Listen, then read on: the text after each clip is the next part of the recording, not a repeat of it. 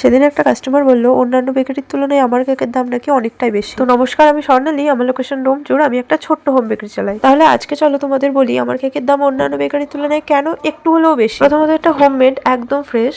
মানে তুমি যেদিন অর্ডার দেবে সেদিন সকালে কিংবা তার আগের দিন আমি এটাকে বেক করতে শুরু করি, মানে স্পঞ্জটাও তার আগের দিনই আমি বেক করতে শুরু করি। আর তারপর পুরোপুরি কাস্টমারের চয়েস অনুযায়ী, মানে কাস্টমারের যেরকম বাজেট আর যেরকম ডিমান্ড সেই অনুযায়ী আমরা পুরোটা করতে চেষ্টা করি। আর কেকগুলো হয় সম্পূর্ণ প্রিজারভেটিভ ছাড়া, কোনো রকম প্রিজারভেটিভ এর মধ্যে ইউজ হয় না। এই সমস্ত কারণের জন্য আমার কেকের দাম একটু বেশি রাখতেই হয়। কোয়ালিটি তো অবশ্যই ম্যাটার করে, যেহেতু দামটা নিচ্ছি সেই অনুযায়ী কোয়ালিটিটাও সেরকম ভাবে দেওয়ার চেষ্টা করি। আর তোমরা দেখতেই পেলে এই চকলেট কেকটার লেয়ারিংটা কীরকম ভাবে আমি করলাম।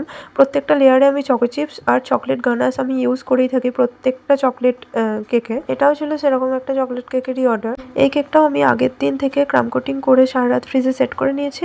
তারপরে ফাইনাল ডেকোরেশনটা সেদিন করছি যেদিন এই কেকটা ডেলিভারি ছিল। তবে হ্যাঁ, অন্যান্য বেকারিগুলো কিভাবে কেক বানায় বা কি ইউজ করে সেটা তো আমি জানি না।